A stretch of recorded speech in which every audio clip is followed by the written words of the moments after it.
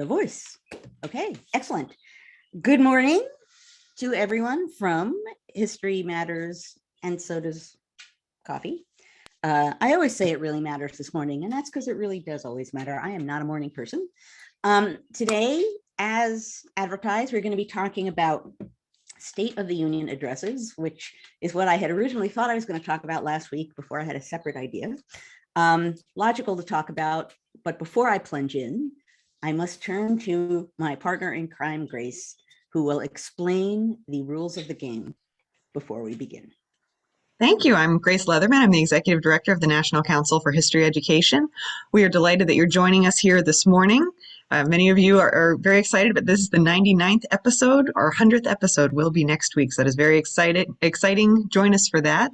Do also make sure that you join us on March 19th at 8 o'clock for History Matters, and so do cocktails at 8 o'clock in the evening, and we will have a celebration of that 100th episode with Joanne, so do join us for that. Keep your eyes out. You can find out more about that and about NCHE at ncheteach.org. We've got lots of opportunities there, and we do have our conference coming up March 17th through 20th with lots of amazing events, lots of opportunities to engage with historians and educators and history enthusiasts. So for today, we do want to make sure that you are engaged, so please chat in the chat. There's always a very active chat there, but when you have a question that you want for Joanne, please put it in the Q&A so you can make sure that I see it, and do put lots of questions there. So thank you all very much for being here, and with that, I'm going to turn it back over to Joanne. Excellent. Okay. Well, so as I suggested a moment ago, this is a natural topic, given that on March 1st, we will be getting President Biden's first State of the Union address at quite a time. So what I thought I would do today is talk a little bit about State of the Union addresses, a little bit about where they come from, what they can do, how that's evolved over time, as offering a little context for what's going to come next week. I believe next Tuesday night. Quite logical. So let me first start with the logical thing, speaking as a historian, start with the text. The Constitution does indeed state in a general kind of way that there should be this kind of address. It doesn't say how often, doesn't call it State of the Union, but Article 2, Section 3, Clause 1 of the Constitution says that the president, quote, shall from time to time give to the Congress information of the State of the Union and recommend to their consideration such measures as he shall judge necessary and expedient. Okay, so time to time, there will be a message from the president to Congress. Now, if you think about it, that kind of report or message or whatever you want to call it, it can do three things, and that this has not been true over all of time. It partly depends, as I'll discuss in a little while, on technology. But obviously, the most basic thing that this kind of report is meant to do, I'm adjusting something here. There we go, much better. Okay, the most basic thing that a State of the Union address is supposed to do is a report to Congress and now the nation on the sort of national conditions, literally the State of the Union, although it doesn't get called that till the 20th century. So that's obvious and basic. There are two other things that these addresses can do. One of them is that they can serve as a platform to announce and rally support for the president's upcoming agenda for the coming year in one way or another. So they can be used in that way for policy and politics. In addition, and this is true as of the 20th century, State of the Union addresses, because of technology, offer a really unique opportunity for the president to speak to not just Congress, but the nation and convey some kind of vision for how that president understands the nation to be, deliver that to Congress, deliver that to the American people. So it's a rare occasion, and it's different from a press conference. It's not addressing the press with us looking on or overhearing. It's a direct address to us, the American people, in many ways, telling us in whatever way makes the most sense to that president at that particular moment, what they think, where they think the state of the nation is, but what they might want the state of the nation to be. So it's an interesting kind of a message, a distinctive kind of a message. And that's part of the reason why, they now have become primetime events and commented on, and we all watched them live together. I guess now people will be live tweeting the State of the Union address next week, I'm assuming. But they become a really interesting kind of a national moment that way. Now, obviously, when they were first, that constitutional phrase about time to time giving Congress information on the State of the Union, what they were literally thinking about was the president addressing Congress and sort of, here's where things stand in a really basic kind of a way. So all of this other stuff about platforms and agendas and addressing the nation, those are later additions. The practice as a whole, and this will be significant in a moment, actually is a version of a British practice. So apparently at the opening of every new session of Parliament, the king, I suppose, or queen, the monarch, would offer some kind of a speech from the throne to Parliament to open a session. So in a way, although this is in our Constitution and America was being very aggressively not monarchical, supposedly at this moment in time, as with so many things in the early republic, Americans were always torn between how should this be done in a republic versus how has it always been done, and what will lend it the most gravitas and what will be able to stand on the world stage. And sometimes that meant doing something like what Great Britain had done before, and sometimes that meant really aggressively not. In this case, the idea of the national executive standing up before Congress had that kind of, despite the fact that it was clearly monarchical, seemed to invest the presidency with that kind of gravitas, seemed to be in that kind of an important moment. And again, remember, and we've talked about this a lot of times over those 99 episodes we've had so far, that the new government and the new president were not necessarily invested with a lot of authority and respect. This was a brand new government. And so Americans, particularly the people with political power, were very frequently thinking about the best way to present them to the nation, but in this case, even just to present them as a working body, the president and Congress. And let me scroll through here. My notes, as I was saying, as some of you have just beamed in, my printer no longer somehow connects to my computer. So now I'm playing on my screen with notes in a way that I don't normally do. One of the ways in which you can see State of the Union addresses, in one way or another, acting out constitutional references. And I love this kind of stuff. I love the ceremony, not because it's pomp and circumstance and formal, but because the acting out of these kinds of rituals say something about the actual structure of the government and what's being stated and what's being upheld. So in the case of a State of the Union address, and I'm going to come back to George Washington in a moment, he obviously gives the first, and at that time, they were called annual addresses. But typically the way that they work is that there's a concurrent resolution that both the House and the Senate agree to, that says at a certain date, at a certain time, there will be a joint session between the two houses, quote, for the purpose of receiving such communication as the President of the United States shall be pleased to make to them. So at that appointed date and time, senators cross over to the House chamber. So the Senate crosses over to the most popularly representative body, the House chamber. The president is escorted to the House chamber by a specially appointed committee of members from both houses. And upon entering the chamber, the president is announced by the Sergeant at Arms of the House of Representatives. That's the part that I love, because that's very explicitly the Senate and the House saying, we have invited you here. You are here at our pleasure, and we will bring you into the chamber. You can't just walk in here. We have to bring you in. We are separate branches of government, and you don't have power over this one in the way that you might suggest if you just walked in the room. That's the literal acting out of checks and balances and the structure of our government. I love that sort of stuff, because as basic and almost goofily symbolic as it seems, there's a reason for it. And it's performing government in a really interesting kind of a way. And we see that, and we will see it next week, right? When you hear the voice say, the President of the United States, and he walks down the aisle and shakes hands with various people. We all know that image because most of us have watched a good number of State of the Union addresses. Now, obviously, as I mentioned a moment ago, George Washington delivers the first address. It was called at that point, an annual message. He delivers it on January 8th, 1790. And his, not surprisingly, given it was the first, it was the shortest. Apparently, it was 1,089 words, which is not a whole heck of a lot.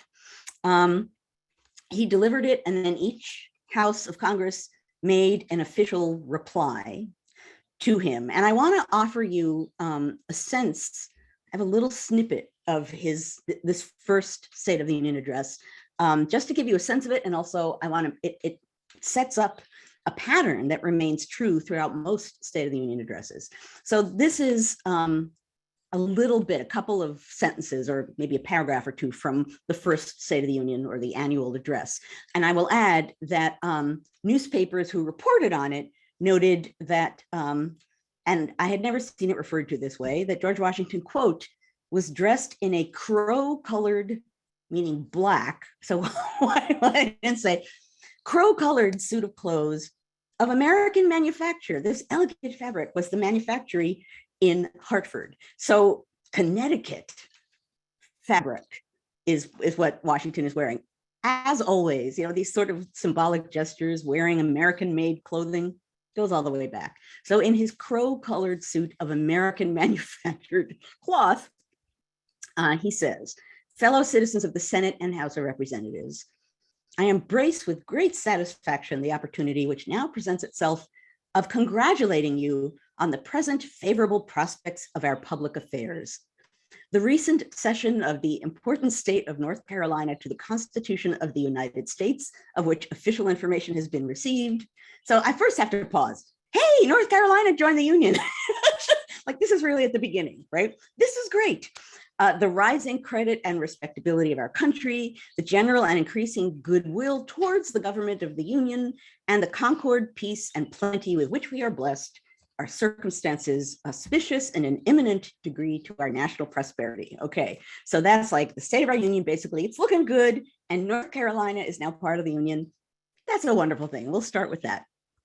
He then goes on and talks about, you know, the fact that the general good seems likely to be served, that the government is expected to secure the blessings which a gracious providence has placed within our reach, that in the course of the present important session of Congress, the cool and deliberate exertion of patriotism, firmness, and wisdom of Congress will be displayed.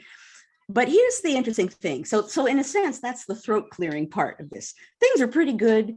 You guys have work to do, but I know you're going to do it well. And then the first thing that Washington launches into is war.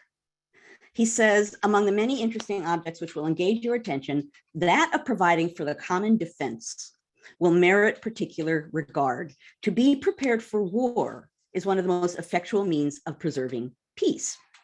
And he then goes on. He talks about free people ought not only to be armed, but disciplined. He talks about coming up with some uniform plan for the military. He talks about the proper establishment of troops. So after the preliminary 2 paragraphs or so, opening what he's going to say, things look pretty good. Congress, you're going to do a good job. He immediately jumps into war. Now, what's interesting about that, and it was interesting to me, certainly in the recent past, when I've been looking over State of the Union addresses to get myself prepared for this topic for today and for some other speaking I'm doing on State of the Union addresses, is that when you look at them across the board, I didn't look at every single one, but the vast majority of them, the first thing that they talk about is foreign relations. The absolute first thing. So here you have the State of the Union address. And in a way, if you're not thinking too hard about it and you're just taking it literally for what it is, here's the State of the Union, you might not expect foreign relations to be the first thing addressed. You might expect, I don't know, the economy or some kind of internal something, right, that literally addresses the State of the Union. What's fascinating about this is that across the board, America's place in the world and the way that the United States is dealing with and interacting with other countries is seen as first and foremost the thing that needs to be addressed about the State of the Union. It's a really interesting and dramatic way of reinforcing something that I think it's easy to forget, which is that, and I've spoken about this before here, and I think as well on my podcast with Heather, and that is at the very beginning in the early national period in the United States, there was a very clear understanding that domestic affairs and foreign affairs were not two separate categories.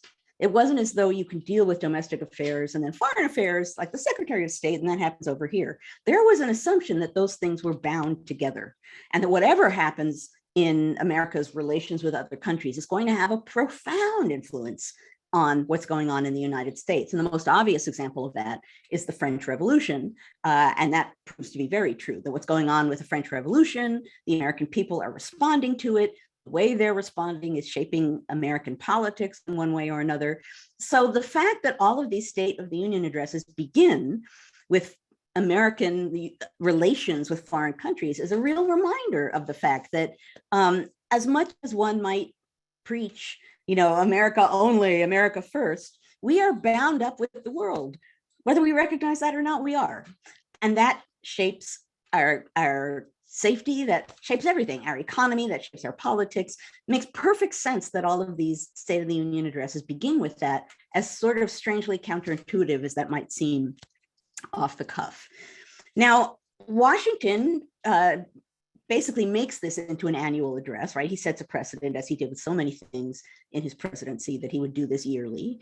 John Adams, as he did with so many things, just adopts the practice, right? He's like, well, who am I to correct what Washington did?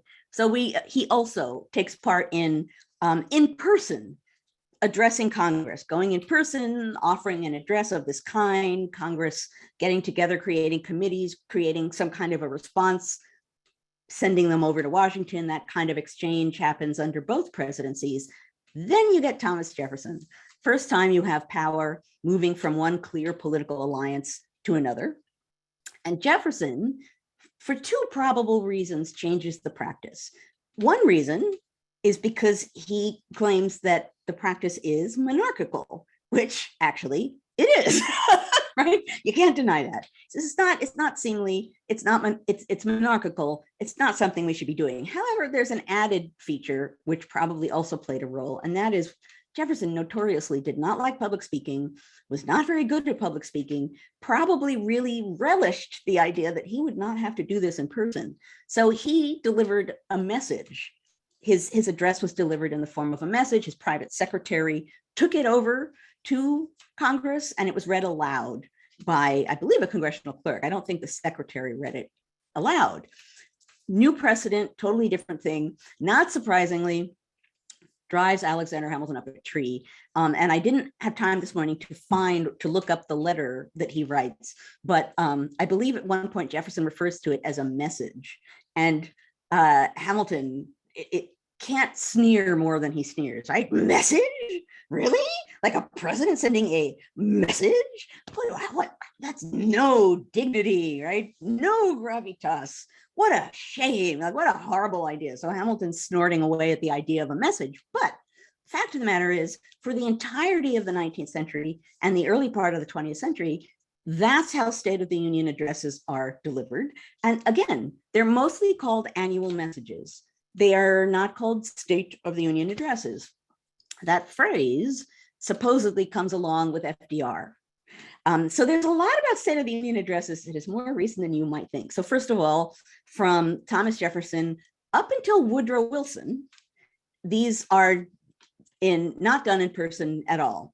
The whole ceremony, and of course, without technology, the nation wouldn't have witnessed it anyway, but Congress doesn't either. It's a process of delivering a message of some kind, and then there being some kind of a response from the houses of Congress. Woodrow Wilson changes the practice and personally delivers a message, according to some accounts, because he wanted to establish some kind of a connection with the American people or explain some of what he was doing to the American people. But as I mentioned a moment ago, it's FDR who begins to call it a State of the Union address. Makes perfect sense with his fireside chats and the many ways in which he was connecting with the American people in a very aggressive deliberate kind of way. He calls it a State of the Union address. He begins that kind of practice, which isn't necessarily absolutely followed from that point on, this sort of ins and outs, but eventually the norm is what we now assume to be today, that in one way or another, the president addresses the nation. Now, my computer is like, hey, your keyboard's unattached. It's like, yeah, it is. It's over there. So it just went right in the way of my notes. So Wilson begins doing it in person again. FDR decides State of the Union address. Technology changes the nature of it too. And here we get into the component of State of the Union addresses that are really aimed at the American public. You have, let me get to the people here. Here we go. Warren Harding gives his State of the Union address to a limited radio audience in 1922, but still speaking to the public in some way. Calvin Coolidge, first president to broadcast his speech to a national audience in 1923. You got to think that was a brief address. He was not a man of many words, but regardless, he's the first national radio broadcast State of the Union address. Harry Truman is the person who goes to the new medium of television in 1947, gives his State of the Union that way, really then is beginning at least to address the American people. Not everyone has a television, but still. Half a century later, Bill Clinton's State of the Union address is live streamed on the internet. So one thing that's important to see, and that you can see there, that the evolving way in which the address really does become a statement to the public, thanks to technology. The president is literally addressing the nation. So rather than just briefing Congress on the year ahead and what I want to do, that's when you get into the component of State of the Union addresses that I mentioned at the outset, giving people a sense of the vision that that president has for what the nation should be, offering a sort of rally or to get support for his and someday her agenda out, not just to Congress, but to the American people, so that the State of the Union address becomes, in a sense, a really important PR moment in addition to an important policy moment and an important sort of coordinating of the branches moment, in addition to an important acting out of the nature of our constitutional system. Now, what does this mean for what's coming up next week? Now, I'm as someone who is a historian and not a pundit on immediate things that are going to happen, I will not sit here and say, these will be the 5 things President Biden will address. Obviously, given what happened in Ukraine, given the fact that Russia has now invaded Ukraine, even if it weren't the custom that war is and foreign relations are the first thing presidents deal with, we now know, of course, that's going to be at the beginning of his address. How can it not be? But the fact of the matter is, had there not been those events, it probably would have been anyway because of the precedent, right? We will start big. The State of the Union, meaning how we sit in the world. Obviously, that's going to have to be addressed. The things to watch for, and what I'm particularly curious about, I've already been reading various commentary of the sort that you would expect, in which some people, again, reporters, journalists, pundits, are saying the president should be very careful not to get people upset, should be very careful to sort of invite people in and preach unity, and other people saying he should stand up there and really preach the democratic message about here's what our nation really is and democracy matters. So what's interesting, in a sense, what all of that sort of pontificating is saying is what is going to be the tenor of the address, right? How is partisanship going to shape the address? And there's 2 sides to that. Obviously, on the one hand, how will the president, or will he in any way acknowledge, respond against, counter, incorporate partisanship? Personally, I think a time like this would be a moment to emphasize, to not focus on partisanship, but actually to focus on what a State of the Union address does, the state of the world and America's place in it, and the solemnity and the dangers of this moment above and beyond party. Because the fact of the matter is, right now, the Republican Party is, many of them not everyone, has a pretty interesting perspective on Putin and Russia. And at a time of war, when Russia has invaded Ukraine for seemingly no reason at all except to claim it and violate their sovereignty, one might think that a president who stands up and talks about that and talks about how that's a violation of sovereignty and how that matters, not attacking anyone for a partisan reason, but just saying that kind of an attack doesn't have merits. And if you support that kind of an attack, it's problematic, might be good. Again, I don't know. I certainly have no desire to be in politics and our world now. It's too complicated and I have no great gifts for that. But what will be interesting to see will be how partisanship does or doesn't shape what's being said on the part of the president and on the part of the response, on the part of the members of Congress who were there. I don't know, supposedly because of COVID precautions, I heard at some point there were going to be fewer people in the chamber. I don't know if that's true or not. Regardless, this is a really interesting moment in which partisanship seemingly should have less of a role than some people want it to have. This is, I think, and I'm going to say something broad and dire, and then I'm going to stop with broad and dire because in a sense, that's not what we're talking about here. But in a very real way, and I've talked about this a lot, right? This is not a new idea, that democracy is under attack all over the world right now. And it's under attack in many ways in the United States. And it's contingency. Someone just got bingo. That we are at a moment of extreme contingency. I phrased it that way many a time. And part of that contingency is what will happen to democracy as practiced in America? What will happen to the fate of democracy in the world? I do not know the answer to that. No one knows the answer to that. And that fact is really important to realize in this moment. What's happening in Ukraine right now is part of that larger question. There is a sovereign democratic nation being attacked by an authoritarian. What does that mean? What will happen? What does it suggest about the fate of democracy around the world, the ways in which other countries will or won't rally to protect democracy? Will democracy be protected by that rallying? In other words, I can't even begin to answer these questions. But if you acknowledge, and I don't see how you can't, that democracy in many ways is structurally under attack in the United States, it's under attack around the world. And what we're watching now is part of that larger conversation, part of that larger argument. And I don't think it can be unseen as such. I think regardless, you have to sort of acknowledge that's some of what's happening there. That framing means that this coming State of the Union address will be very interesting to see to what degree is President Biden going to be talking about the nation, his vision for the nation, and to what degree will he reach more broadly than that and talk about democracy? And will he do that in a way that isn't blatantly partisan, but in some ways can't help but be blatantly partisan, given some of what's going on in the United States right now? I will stop there because I've already gone beyond my time here. I want to open things up for questions.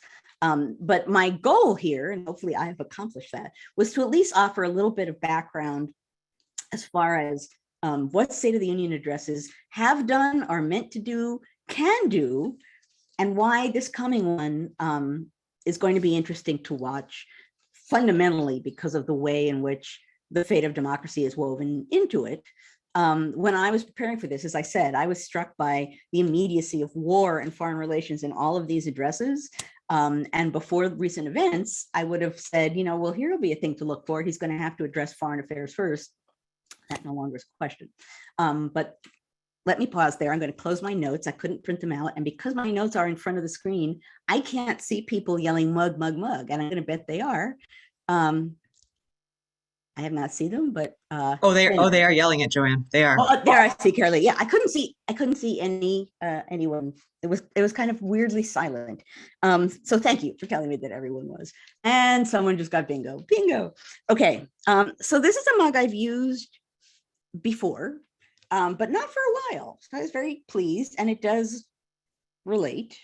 It is actually, I'll start with this side. It is actually from the much loved but short-lived Hamilton exhibition in Chicago that I was an advisor for. But the part that I wanted to highlight is the part that it says, who lives, who dies, who tells your story? And in many ways, State of the Union addresses are telling the story of the country at that time as that president sees fit to deliver it. So here you go. I think that's actually, it's like not bad as far as it's one of the, I've done some pretty firm reaching to try and get mugs to relate to what I'm talking about. But who tells your story? That pretty much brings us right to where we are. And now I see what's behind you, Grace. Yes, mine's nice and obvious. Yes. Not much guessing. But for those who wanted to make it hard, the year is 1900. Ah, okay. This is the House floor. So, I like a good stereoscope image. So I thought I'd be a little obvious today. And Joanne, the next mug that you receive, actually, you may have a couple headed your way, but there's a very nice one from Tom that will be there. Oh, okay. Not already. Thank you, Tom.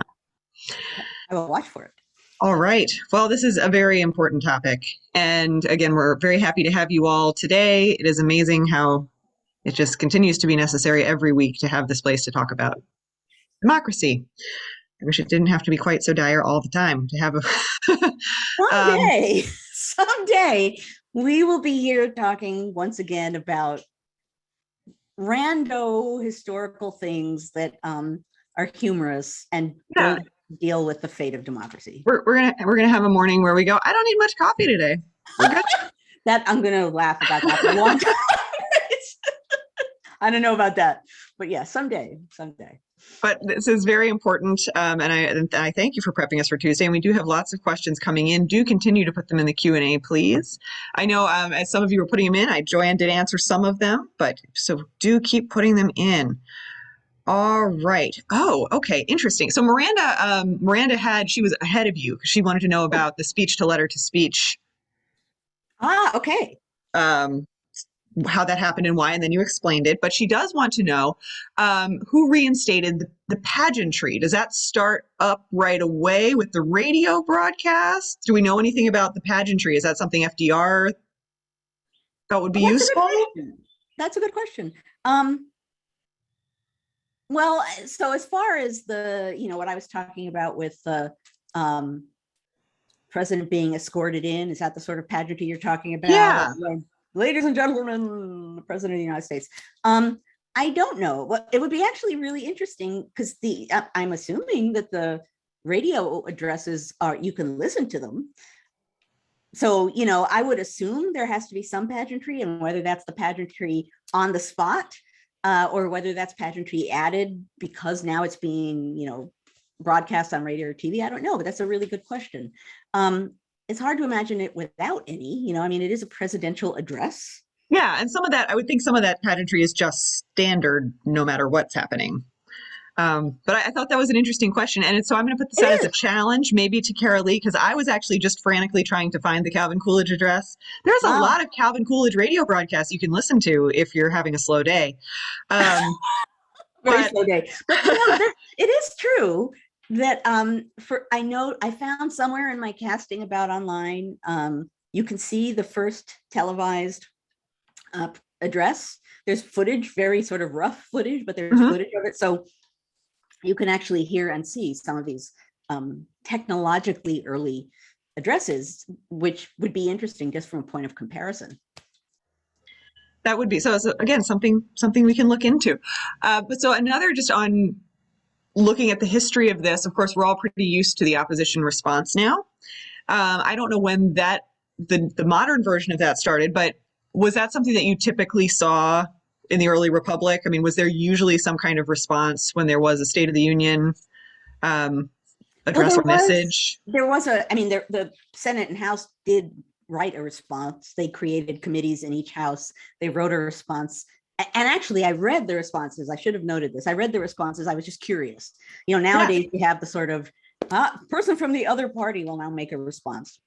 This was not the same thing initially because we didn't have two parties Mhm. or like established opposition, really, at least not yet.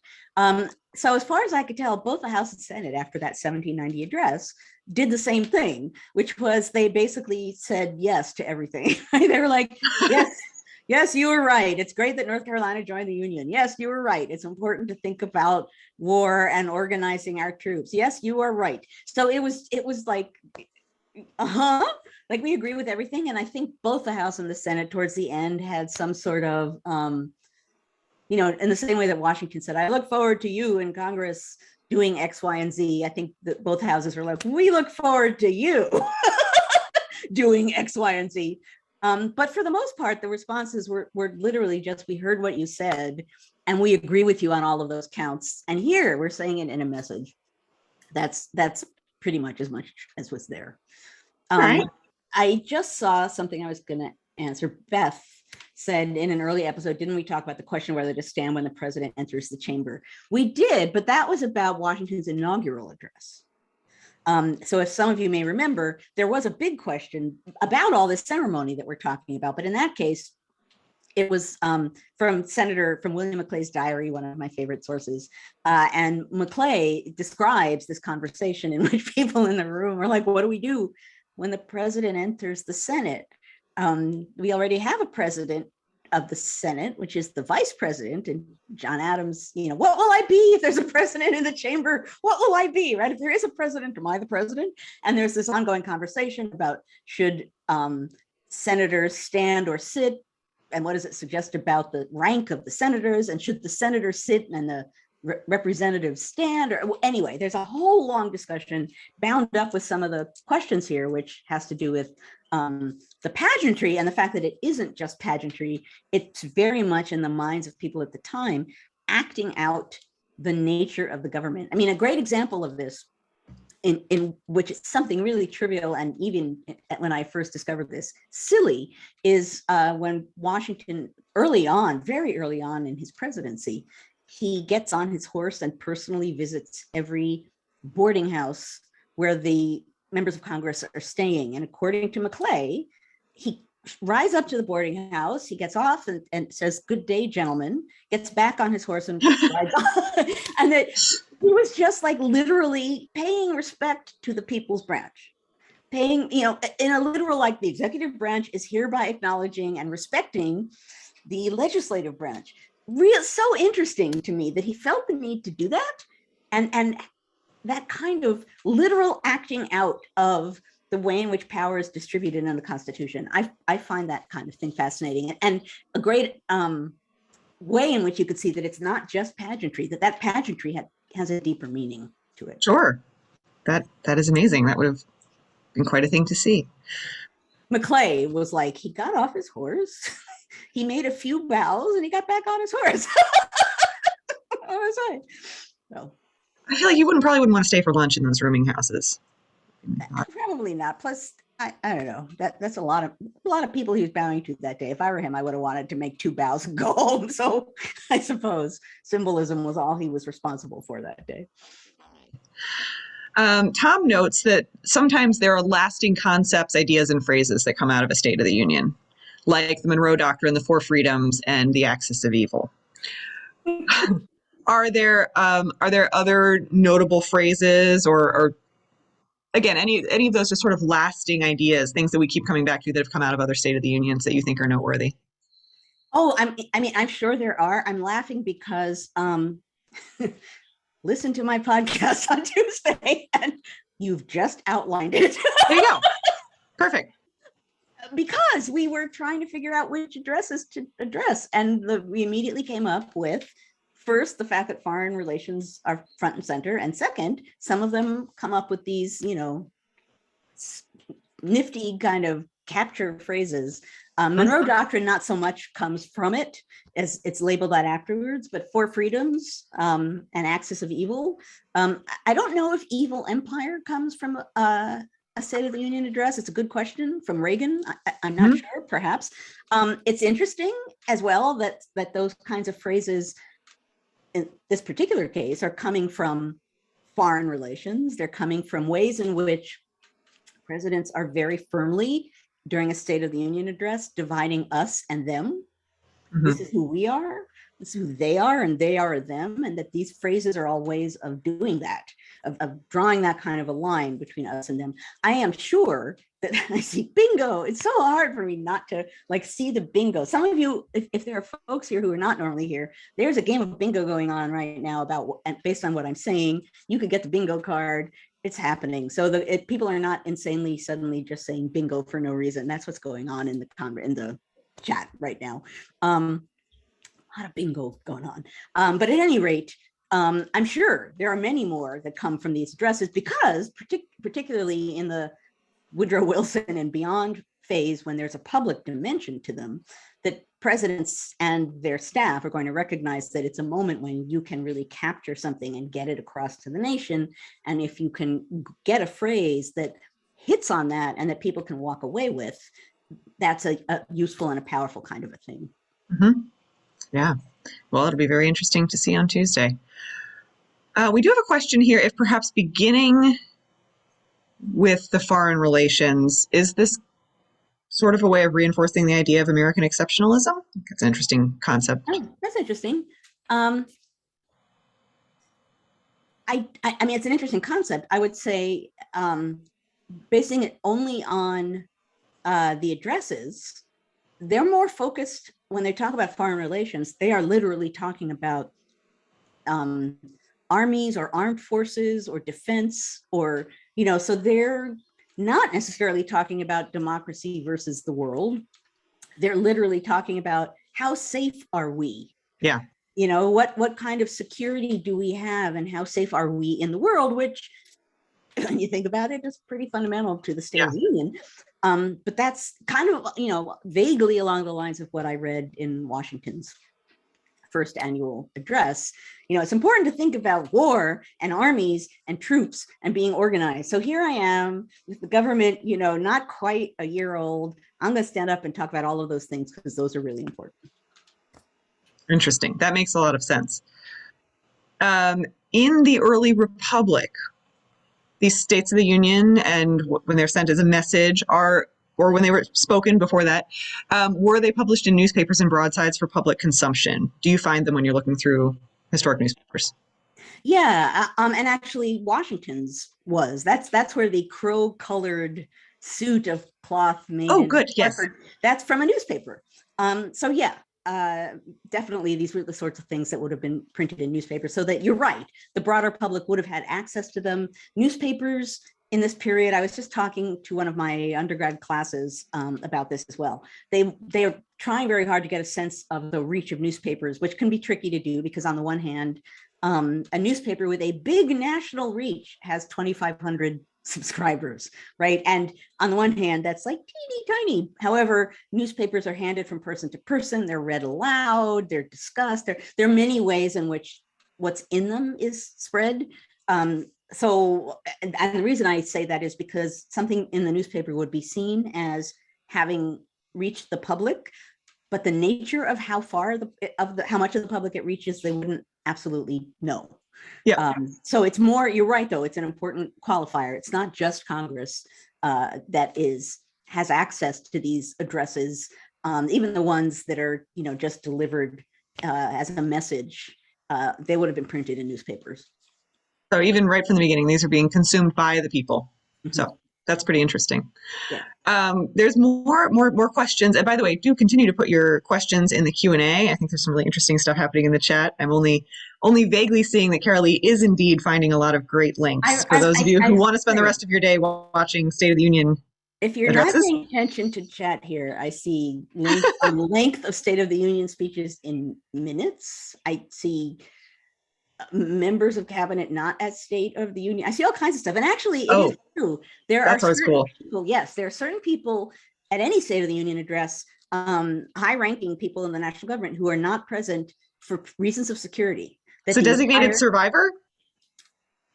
I mean, it is for that reason that if something were to happen in that room, there need to be people around to keep the government going, which is kind of horrifying thought. But there are, and that's traditional and it's been happening for a long time as well, but there are people who explicitly are not supposed to be in the room where the room where it happens. In the room where it happens. I didn't do that on purpose because of reasons of security.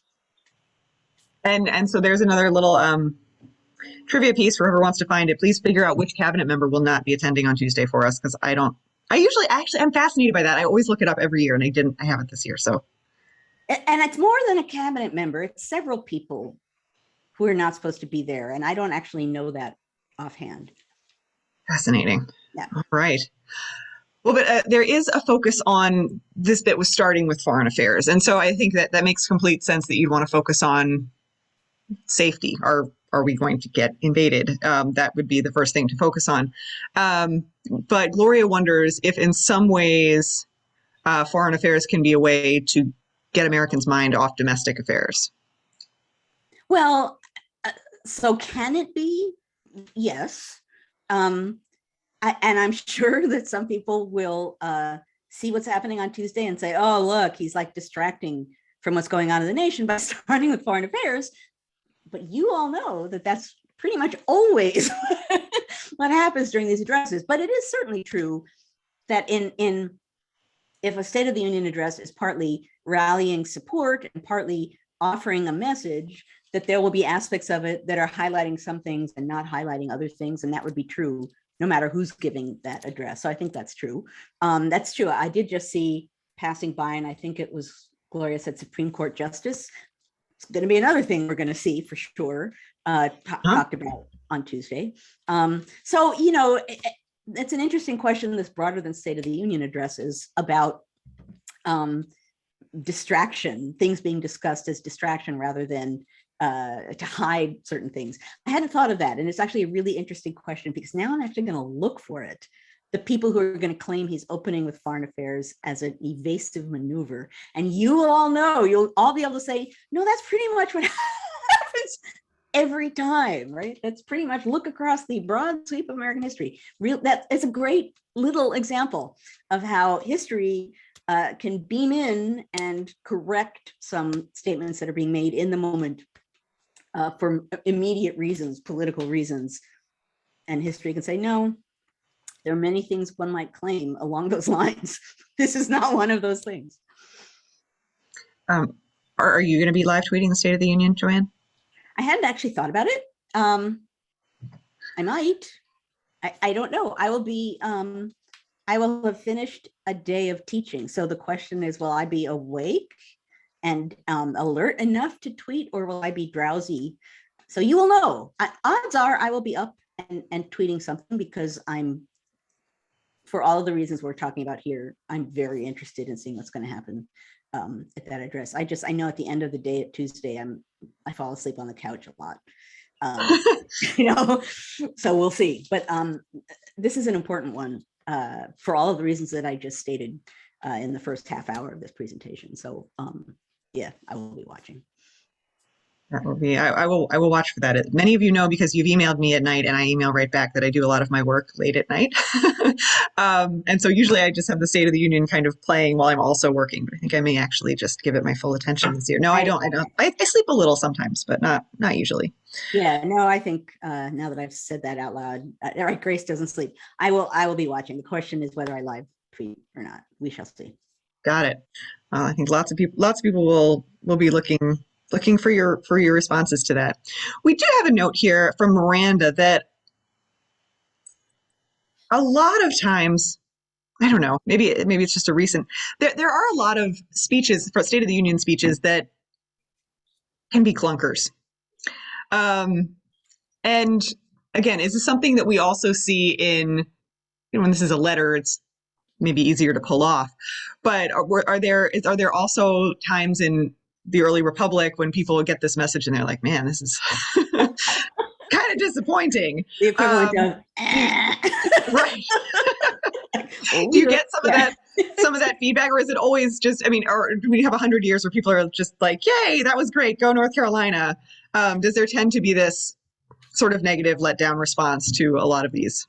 Oh, well, can I say a lot or little? No. Can I say partisan politics at a certain point, when you have organized party weighs in, and that there are always going to be people who say that president from the other party who we hate, that was a clunker? Yes. For Yeah.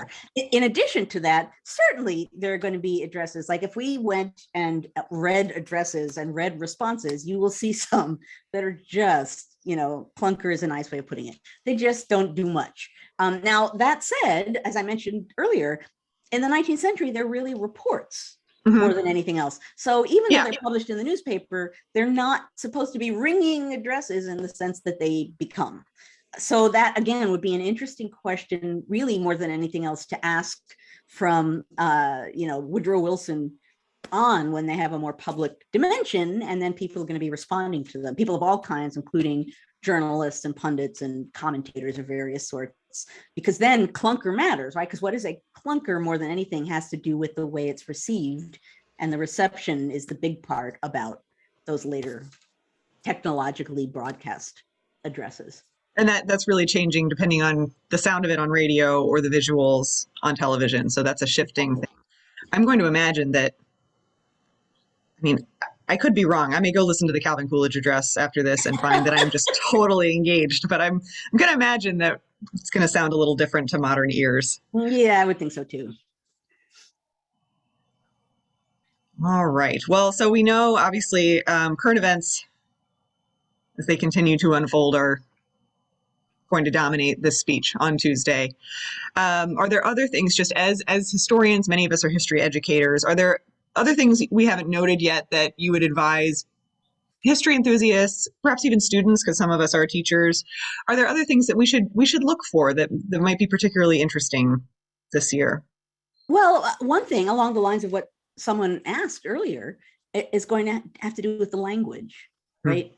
As a historian, actually, even listening to it afterwards, I would want to see it, because I would be listening for and then looking for phrases that are repeated, words that are repeated, catchy things that are clearly thrown out there that are meant to attract interest. So not just the content, but how the content is being offered will offer a lot of insight into what the people who wrote it and the person who is delivering it are hoping to get a big response to. So that at least offers you some insight into intent as well as into content. So I would say look at the wording and the tone and tenor of what's being said and the repetition. And that's something that, I think about various cable news commentators, and they're all like, well, this speech mentioned foreign affairs 5 times, but didn't, they do that anyway, but that's actually an interesting thing to think about. It's something over the years that I've used a lot as a historian, to the point that if I'm looking at an event and I want to understand how people understood it, like when I was looking at the election of 1800 and collecting evidence, people kept using the phrase Civil War. And the more they used it, I started noting on index cards every time I saw it. And when I had a big bunch of Civil War phrases from people, right, then I could say, oh, this is on their mind, right, in a way that a degree that I might not have predicted. So the same thing can be true more in a more deliberate, conscious way, but still. So what is being said words wise, the tenor and tone of what's being said, what appear to be deliberate applause lines? Are there things that are being said that seem to be said to have a moment when people can say, "Whoa!" And related to that, how do the people in the room respond? What does that look like? Is it predictable as one might expect? Is it not? And more than anything, in this case, what happens when there's a war that is loomingly potentially able to get much bigger and involve a lot more countries and does involve bigger issues like democracy versus authoritarianism? How does that weave its way through this address? How is that big issue addressed, or is it? And we are going to have a response. Actually, I think we're going to have 2 responses, right? One from Republicans, and I think the progressive wing of the Democrats, aren't they also, I believe, giving I don't know, but I believe they are. So looking at what then becomes a conversation, and what becomes highlighted in that conversation, and how the big looming issues, democracy, authoritarianism, war, are or aren't talked about, can give you, if you were 50 years from now looking at this moment and reading those addresses, it would capture at this moment sort of what those in power are trying to say in a really interesting way. So, and that might be a useful exercise, right? To tell your students, imagine it's a 50 years from now, it's 100 years from now. Yeah. And these are pieces of historical evidence, and you're reading them to try and figure out what people were thinking at the time. What does it suggest? Like, what can you tell about the people in the ancient past who spoke these addresses? Because it might encourage students to think about them in a way that is really not bound up with the politics of the moment as we're living in them, and really might give some distance. Might be an interesting kind of assignment. I think it's a fantastic idea.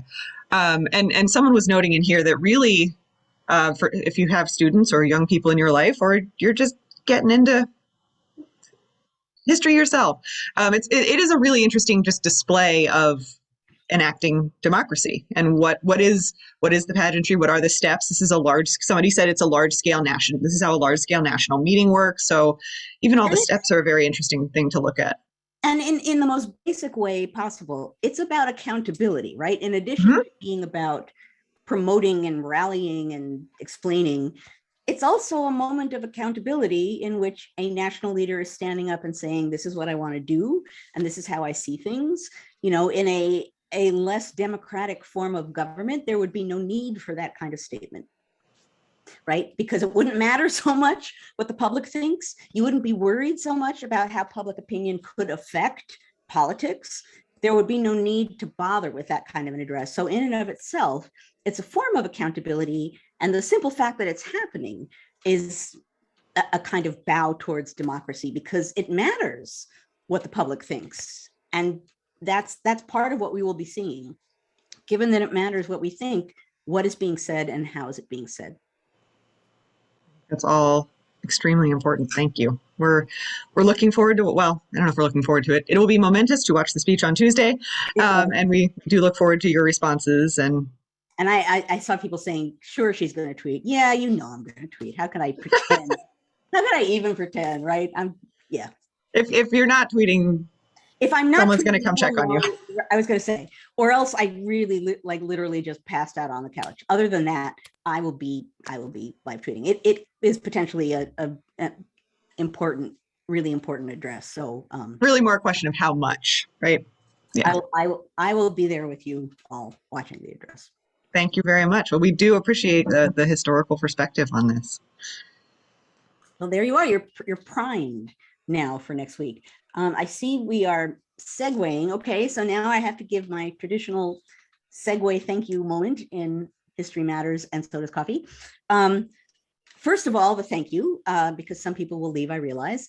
And as you suggested at the beginning, Grace, thank you all for being here on a Friday morning in this community, what is now truly a community, always open to new members, but being part of this community, being willing and eager to engage in discussion of these things that are so fundamental to not just history, but the United States and our understanding and place in the world generally, along the lines of what I just said. It's so important to gather together, to ask questions, to talk about these things. So as I always say, thank you for joining us here on a Friday morning to engage in the process of democracy. Along with that, I will say that we will now segue into the after party. And what that means is we will turn off, we will not be recording, and instead we will have an ongoing conversation that can be a little freer and easier because it is not being recorded.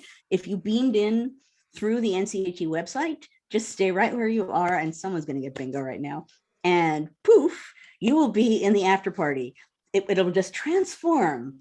If you are watching us on Facebook, you will need to leave Facebook and join us at ncheteach.org/conversations, and then you can be part of the after party too. For those of you who will not join us in the after party, I wish you a good week. Many of us, we will be there in some form or another as a community, I suspect, watching that address on Tuesday night. So I suppose I will meet many of you there. I just see someone, bingo, with poof, I knew. You guys are like, I now am primed at the words coming out of my mouth. I'm way too aware. But at any rate, I'm sure I will see some of you on Tuesday night. Have a good week. See you again next Friday when there will be some other topic that will not be as apparent as this one for its immediate need. Although who knows, given the way things unfold every day. But have a good week, folks, and thank you very much for coming. And we can poof our way into the after party. Sounds great. And just a note from NCHE, thank you for being here. If you enjoyed this, do check out our other offerings at ncheteach.org, including our conference March 17th through 20th, which is online, so you don't have to get out of your jammies to come. And we will, of course, be having History Matters and So Do Cocktails on March 19th at 8 o'clock at night to celebrate Joanne's 100th episode, which will be next week. So that is all very exciting. And I do note that there are some new folks in the audience today who are a little mystified by bingo and everything else. So perhaps, Carolee, if you'd put a link to the Slack, if folks are interested, or there's a lovely community here that has gathered, and we're delighted if you're new. A word, because I didn't know that there were new people. But for those of you who are here and are new, we will have been here for 100 straight weeks next week. Truly is a wonderful community of people who are so engaged with this and who are here every week that they created this ongoing bingo game based on the things that I always say, and that every week there's bingo cards that you could get to engage in the bingo of what I say. At this point, I could tell you the things that are probably on most of those cards since I'm so predictable. Contingency is like always going to be there. I now joke about the frequency with which I say it, but the ongoing bingo game is just a sweet kind of a way of referring to the larger thing, which is that it really is a community of people who are really engaged in what's going on in the world right now and who has been meeting here for almost 100 straight weeks to engage in these kinds of conversations. So anyone who's new, welcome. I'm really glad to have you here. I know Grace and NCHE are as well, and I hope you will come back. Indeed, yes. We always get those occasional questions from new folks. What's happening with the bingo? Believe me, everyone's taking this. All of this is a community who loves democracy. Who've taken this to a new level. So with that, we're gonna go party now. So do join us. Thank you all so much. We will see you next week. Indeed.